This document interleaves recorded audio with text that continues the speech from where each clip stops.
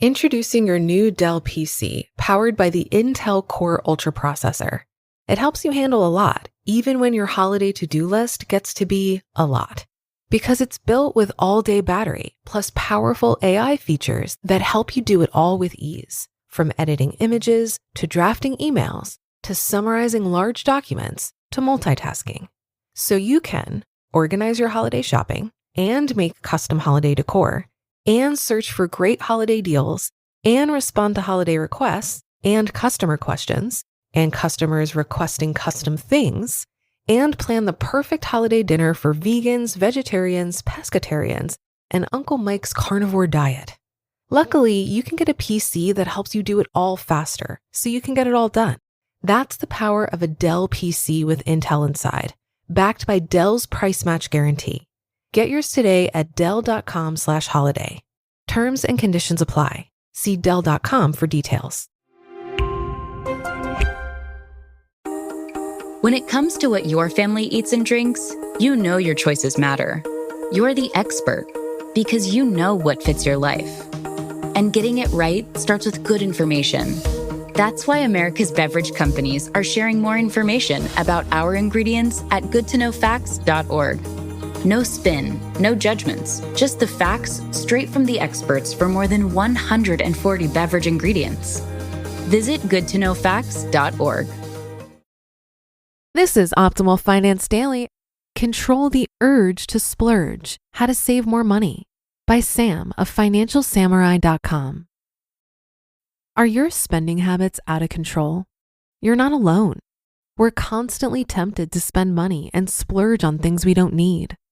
Clever marketing tactics, FOMO, the YOLO economy, and the desire for more have become a common part of daily life. But it doesn't have to stay that way. If you care enough about yourself and your future, you can learn how to control the urge to splurge. By the end of this post, you'll be on your way to saving more money.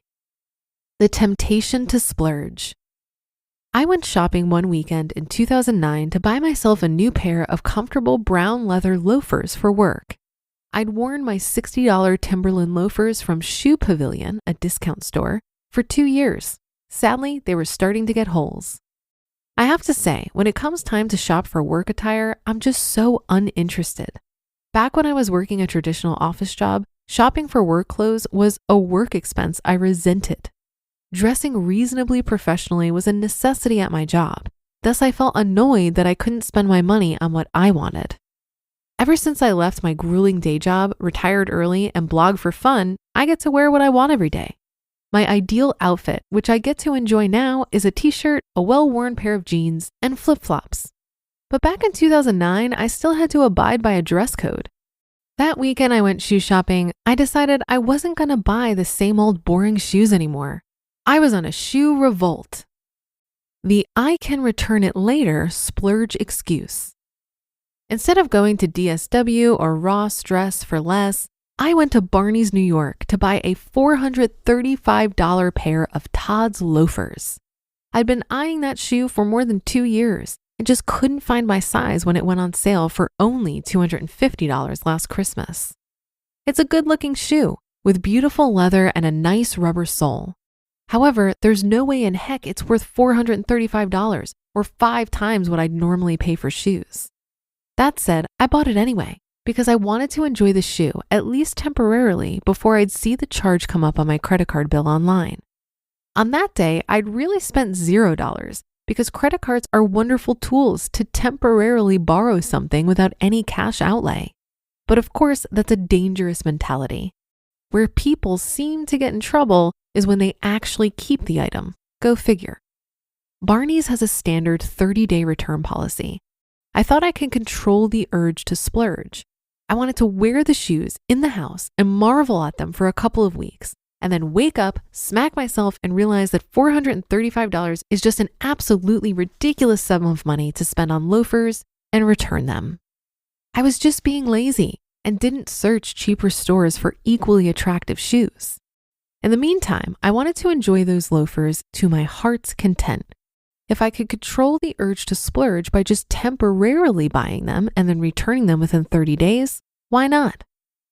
Avoid the temptation to splurge if you can't afford it. Well, in the end, I did not return those expensive loafers. They were so darn comfortable. Fortunately, I had the financial means to pay them off in full when my credit card came due. I got fantastic mileage out of them and they held up extremely well. But I ultimately failed to control the urge to splurge. If I had taken the time to look for a similar looking pair of shoes at a discount store, I'm sure I would have been just as happy, perhaps even more happy since I would have saved 5 times as much money. It's obviously best to avoid the temptation to splurge if you want to save money, and especially so if you can't afford it.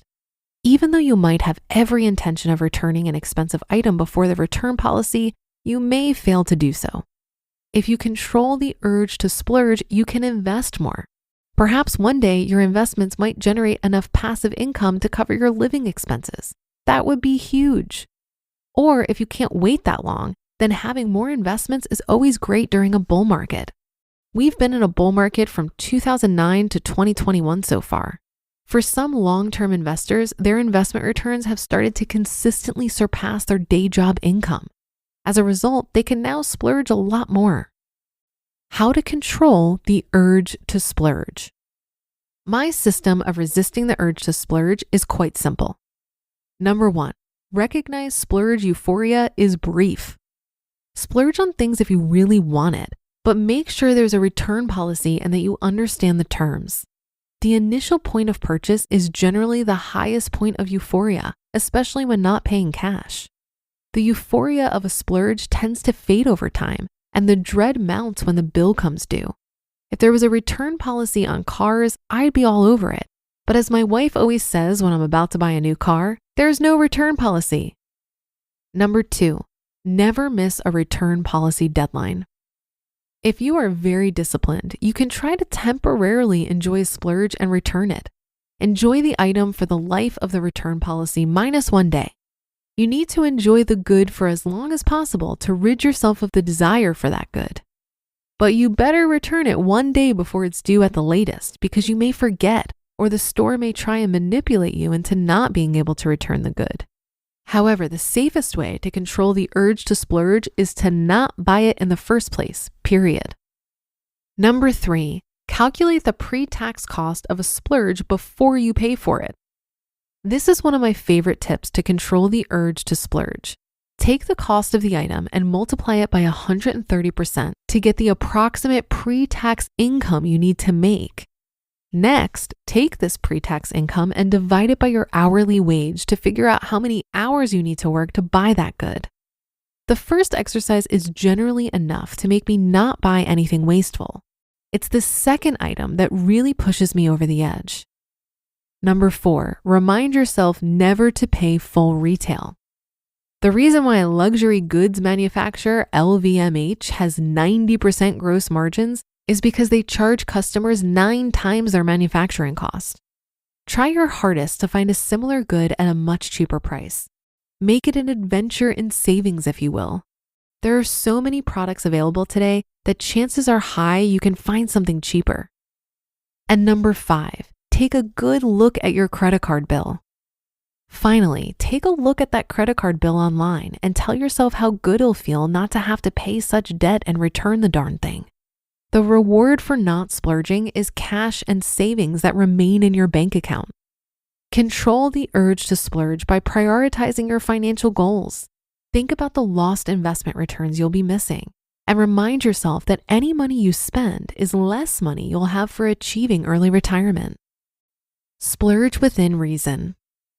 After all these defenses, there are some things in life you just have to have, such as that fine Rolex watch you've waited 10 years for ever since graduation.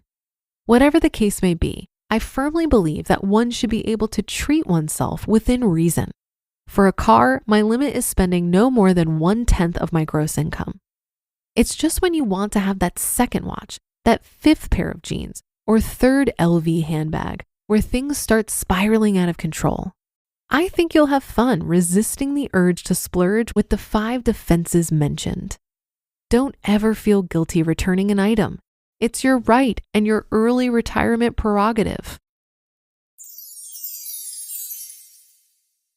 You just listened to the post titled, Control the Urge to Splurge, How to Save More Money by Sam of financialsamurai.com. The holidays have arrived at the Home Depot, and we're here to help bring the excitement with decor for every part of your home. Check out our wide assortment of easy-to-assemble pre-lit trees so you can spend less time setting up and more time celebrating. And bring your holiday spirit outdoors with unique decor like one of our Santa inflatables. Whatever your style, find the right pieces at the right prices this holiday season at the Home Depot. So, you're about to make a trade based on a friend's text. But which you do you listen to? Is it, we could buy a house in Tulum? Get optioning those options. We could lose everything. Or, let's do a little research. Get your head in the trade and make the investment decision that's right for you. Learn more at finra.org/trade-smart. I believe that if you reduce your expenses without shifting your desires, it will feel like deprivation. Many of us want material abundance because we've been conditioned since birth to be good consumers and desire luxuries. In the words of Mr. Money Mustache, luxury is a weakness. It's also a distraction from more sustainable forms of pleasure and happiness. If you can operate from the mindset that the best things in life are free, you're less likely to feel deprived. If you can stop focusing on the stuff you want to buy and instead start exploring how you want to use your time, who you want to spend it with, and what you want to create, the answers might surprise you. Most people will never experience the joy that comes with time abundance because they're too focused on having material abundance. While I don't have a big house or a luxury car or brand name clothing, I still feel rich because I have a rock solid support system, the resources and time for creative expression, and an able body that can go on long hikes, create beautiful meals, and twist into various shapes during yoga. Moving away from materialistic tendencies has been a secret weapon for me in the pursuit of financial freedom. It's helped me realize that happiness and satisfaction in life doesn't come from possessions. It's much more driven by the expansion of possibilities. And that will do it for another edition of Optimal Finance Daily. Thank you for listening, and be sure to come back tomorrow for more, where your optimal life awaits.